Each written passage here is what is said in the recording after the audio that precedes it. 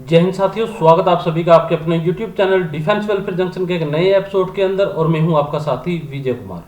दोस्तों, जो हमारे ECHS होते हैं वो हमेशा ही एक टाइम लाइन के ऊपर काम करते हैं, यानी कि हर चीज़ एक टाइम के हिसाब से होती है। और इसी तरह दोस्तों, जो वर्किंग आवर्स होते हैं ECHS के, वो भी डिसाइड होते हैं कि कब कौन सा काम होना है। तो दोस्तों, ECHS की तरफ से 10 सितंबर को एक लेटर जारी किया गया है और जितने भी अभी तक की जो वर्किंग आवर्स से रिलेटेड जो भी गाइडलाइंस थी वो सारी की सारी यहाँ पर सुपरसीड कर दी गई हैं। तो आपको जानना बहुत ज़रूरी हो जाता है दोस्तों कि जो वर्किंग आवर्स होते हैं ECHS के, वो हमारे लिए क्यों ज़रूरी होता है। दोस्तों, मान के चलिए आप ECHS क्लिनिक से 50 किलोमीटर 100 किलोमीटर दूर हो और वहाँ आपको पता नहीं है कि वर्किंग आवर्स कब कब होते हैं ECHS पॉलीक्लिनिक्स के। तो वहाँ से आप घर से निकल कर आ जाते हो ECHS के अंदर और वहाँ जाके आपको पता चलता है कि ये जो चीज़ की ट्रीटमेंट आप लेने के लिए आए हो, इसकी फैसिलिटी तो आपको मंगलवार को मिलेगी या बुधवार को मिलेगी। तो यहाँ पर दोस्तों आपको तकलीफ तो होगी, क्योंकि आपको अवेयरनेस ना होने के कारण आप 50 किलोमीटर 100 किलोमीटर दूर से आए और आपको वो फैसिलिटी भी नहीं मिली। इसलिए दोस्तों अवेयरनेस होना बहुत ज़रूरी है। तो आज की इस वीडियो के अंदर आपको वर्किंग आवर्स के बारे में बताएंगे और ECHS की तरफ से क्या क्या फैसिलिटी रिवाइज की गई है उनके बारे में भी आपको पूरी इंफॉर्मेशन देंगे। तो चलिए दोस्तों, वीडियो शुरू करने से पहले अगर आप इस चैनल के ऊपर नए हैं तो कृपया करके चैनल को सब्सक्राइब करके बेल आइकन को जरूर प्रेस कर दें, ताकि इन फ्यूचर जो भी हमारी वीडियो आती है उसका नोटिफिकेशन आपको मिल सके और आपका कुछ न कुछ बेनिफिट हो सके। तो चलिए वीडियो को शुरू करते हैं। तो दोस्तों, यहाँ पर आप स्क्रीन के ऊपर देख रहे हैं, आर्मी हेडक्वार्टर की तरफ से ECHS द्वारा 10 सितंबर 2024 को लेटर जारी किया गया है, working hours of ECHS polyclinic. और इस लेटर को पढ़ने से पहले दोस्तों आपको पता होना चाहिए कि इस लेटर के जो लेटर सुपरसीड हुआ है, यहाँ पर आप लोग दोस्तों देख सकते हैं, जो 29 अगस्त 2024 को ECHS द्वारा एक लेटर जारी किया गया था वर्किंग आवर्स का। तो उसके अंदर क्या था, उस लेटर को सुपरसीड करके अब ये 10 सितंबर को लेटर जारी किया गया है। तो सबसे पहले हम बात कर लेते हैं, जो लेटर सुपरसीड किया गया था उसके अंदर क्या ECHS के द्वारा जारी की गई थी सूचना, कि भाई जो हमें जानना बहुत जरूरी है। तो यहां पर दोस्तों, यहां पर आप देख सकते हैं, ये है हमारा 29 अगस्त का लेटर जो ECHS की तरफ से जारी किया गया था। और इसके अंदर दोस्तों एडवाइजरी जारी की गई थी, यहां पर आप देख सकते हैं, it has been observed that timing oblique working hours of polyclinics promulgated vide above quoted letter is not being adhered to, thus resulting in repeated complaints and grievance from the environment regarding non-availability of medical attention in polyclinics during working hours। दोस्तों, ECHS के पास बहुत सारी ऐसी complaints आ रही थी कि जो working hours का जो टाइम फ्रेम है वो अडेयर नहीं किया जाता, वो लागू नहीं किया जा रहा है, यानी कि उसके मुताबिक काम नहीं हो रहा है पॉलीक्लिनिक्स के अंदर। तो यहाँ पर दोस्तों इसके बाद तीसरे पैरे के अंदर बताया, hence it is requested to issue suitable direction to all concerned for strict adherence to the following laid down timings of ECHS polyclinic। तो यहाँ पर दोस्तों जो वर्किंग आवर्स हैं ECHS पॉलीक्लिनिक के ऑल इंडिया के हैं दोस्तों, ये 8 आवर्स से लेकर सुबह मॉर्निंग में 8 आवर्स से लेकर और 16 आवर्स, यानी कि सुबह 8 बजे से लेकर और शाम के 4 बजे तक, Monday to Saturday excluding gazetted holiday, यानी कि अगर कोई गजेटेड हॉलीडे होगा उस दिन छुट्टी होगी, बाकी मंडे टू सैटरडे 8 बजे से लेकर 4 बजे तक काम होगा।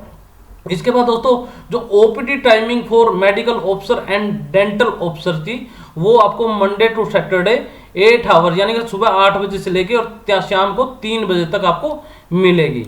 इसके बाद OPD टाइमिंग फॉर स्पेशलिस्ट, ये 8:30 बजे से लेकर दोस्तों और 1:30 बजे तक आपको मिलेगी मंडे टू सैटरडे। इसके बाद दोस्तों लंच ब्रेक का जो टाइम है 1:30 बजे से लेके और 2 बजे तक का है, और to be segregated to ensure at least 1 medical officer is attending patient, यानी कि 1:30 बजे से 2 बजे तक आपको लंच ब्रेक मिले के लिए टाइम होगा, और एक ऑफिसर मेडिकल ऑफिसर दोस्तों फिर भी प्रेजेंट रहेगा जो आपको अटेंड करेगा, पेशेंट्स को अटेंड करेगा। इसके बाद दोस्तों डॉक्यूमेंट्स एंड इमरजेंसी पेशेंट्स, ये हो गया दोस्तों 3 बजे से लेकर 4 बजे तक आपका डॉक्यूमेंटेशन का और इमरजेंसी पेशेंट्स को डील किया जाएगा। तो ये दोस्तों एडवाइजरी जारी की गई थी अपनी ECHS द्वारा 29 अगस्त को, लेकिन दोस्तों अभी 10 सितंबर के लेटर द्वारा इसको सुपरसीड कर दिया गया है। तो इसके अंदर दोस्तों जो 10 सितंबर का जो लेटर है उसके अंदर क्या यहाँ पर चेंजमेंट किया गया है, तो यहाँ पर दोस्तों बाकी सब चीजें सेम है, यानी कि ये सेकंड पैरा भी सेम है, ये थर्ड पैरे का ये यहाँ तक सब कुछ चेंज है, सब कुछ सेम है। लेकिन दोस्तों यहाँ पर सबसे लास्ट में जो ई पैरा है यहाँ पर दोस्तों कुछ चेंजमेंट किया गया है। डॉक्यूमेंट्स एंड इमरजेंसी में दोस्तों जो 29 अगस्त का लेटर है उसके अंदर ओनली 3 से 4 बजे तक का इतना ही लिख रखा है, यानी कि 3 बजे से 4 बजे तक। इसके अलावा दोस्तों इसके अंदर कुछ रिस्पॉन्सिबिलिटी भी यहाँ पर डिस्क्राइब की गई है, यानी कि 3 बजे से 4 बजे तक OIC polyclinic and support staff including medical dental officer can complete the documentation after 1500 hours, यानी कि 3 बजे के बाद जो ओआईसी पॉलीक्लिनिक है और उसके जो सपोर्टिंग स्टाफ है दोस्तों इंक्लूडिंग मेडिकल और डेंटल ऑफिसर्स वो अपना डॉक्यूमेंटेशन कंप्लीट करेंगे 3 बजे के बाद। But minimum 1 medical officer will be present for emergency patient whereas balance person will be doing documentation accounting and preparation for the next day, यानी कि दोस्तों 3 बजे से 4 बजे तक एक मेडिकल ऑफिसर प्रेजेंट रहेगा इमरजेंसी पेशेंट्स को देखने के लिए, और बाकी सारे के सारे जितने भी स्टाफ होगा वो डॉक्यूमेंटेशन में, अकाउंटिंग में और नेक्स्ट डे की प्रिपरेशन के अंदर लगे रहेंगे। यानी कि ये पैरे के अंदर डिटेल में डिस्क्राइब किया गया है ई पैरे के अंदर कि आपको 3 बजे से 4 बजे तक भी इन केस अगर इमरजेंसी पेशेंट है तो उनको भी वहां पर देखा जाएगा। तो दोस्तों ये था आपका रिवाइड वर्किंग आवर्स एडवाइजरी है दोस्तों, working hours of ECHS polyclinic 10 सितंबर 2024। और इस लेटर के थ्रू दोस्तों जितनी भी आपकी एडवाइजरी जारी हुई थी वर्किंग आवर्स से रिलेटेड वो सारी की सारी यहाँ पर सुपरसीड कर दी गई हैं।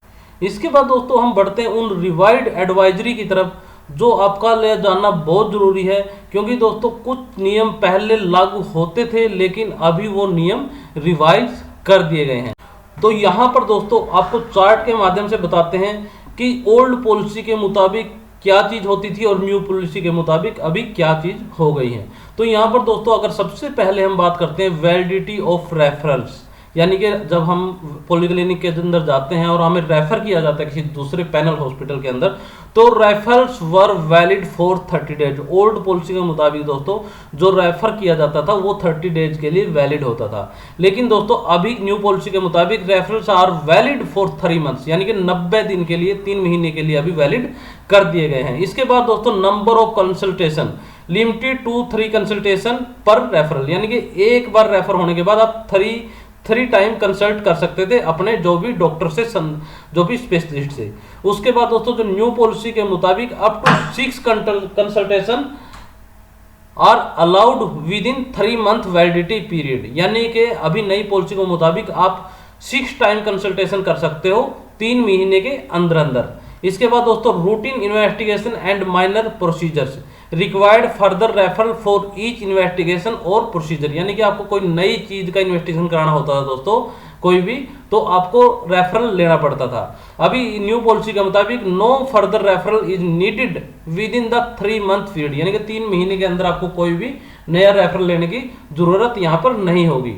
इसके बाद दोस्तों नेक्स्ट आता है special investigation required referral for special investigation like CT MRI and PET scans, यानी कि ओल्ड पॉलिसी के मुताबिक आपको रेफरल लेना पड़ता था, लेकिन न्यू पॉलिसी के मुताबिक दोस्तों referral is still required valid for 3 months, यानी कि आपको एक बार रेफरल लेना पड़ेगा लेकिन वो 3 महीने के लिए वैलिड हो जाएंगे। इसके बाद दोस्तों नेक्स्ट है procedure requiring hospital admission required referral for hospital admission procedures, यानी कि अगर आप किसी हॉस्पिटल के अंदर एडमिट होते थे तो आपको रेफर किया जाना चाहिए था ईसीएचएस के मुताबिक, ओल्ड पॉलिसी के ईसीएचएस द्वारा ओल्ड पॉलिसी के मुताबिक। लेकिन दोस्तों न्यू पॉलिसी के मुताबिक referral required valid for 3 month, यानी कि जो चीज पहले 30 दिन के लिए वैलिड होती है दोस्तों अभी वो चीज 90 दिन के लिए वैलिड हो गई है। इसके बाद special provision for senior beneficiaries applied to beneficiary age 75 years and above, यानी कि जो स्पेशल प्रोविजन होते हैं दोस्तों सीनियर बेनिफिशियरीज के लिए जिसकी उम्र 75 और अबव है उनके लिए, तो अभी वो एज घटा करके दोस्तों 70 साल एंड अबव कर दी गई है। इसके बाद दोस्तों definition of government hospital limited to certain government hospital अभी न्यू पॉलिसी के अंदर दोस्तों इंक्लूड कर दिए गए हैं all AIIMS, INIs, north east institution, Tata Memorial and others. यानी कि न्यू पॉलिसी के मुताबिक आपके ये AIIMS, INI, north east institution, Tata Memorial and others और भी इंक्लूड यहाँ पर कर दिए गए हैं। गवर्नमेंट हॉस्पिटल की जो डेफिनेशन है वो यहाँ पर चेंज कर दी गई है, यानी कि पहले limited to certain government hospital तक थी, अभी यहाँ पर ये चीजें ऐड कर दी गई हैं। इसके बाद दोस्तों नेक्स्ट आता है referral for government hospital, referred required for consultation and procedures. Old policy के मुताबिक ये जरूरत होता था रेफरल, और अभी न्यू पॉलिसी के मुताबिक होता है no referral is required for consultation, investigation और प्रोसीजर्स।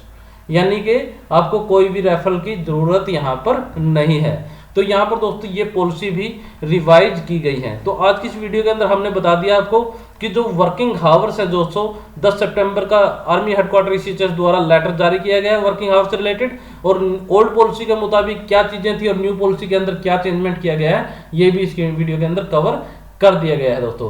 तो चलिए दोस्तों इसी के साथ इस वीडियो को एंड करते हैं। आशा करते हैं आपको इन्फॉर्मेशन पसंद आई होगी। अगर वीडियो पसंद आती है दोस्तों तो वीडियो को लाइक, शेयर और चैनल को सब्सक्राइब करना बिल्कुल ना भूलें। तो चलिए इसी के साथ इस वीडियो को एंड करते हैं, फिर मिलेंगे आपको एक नई वीडियो के साथ। तब तक के लिए जय हिंद।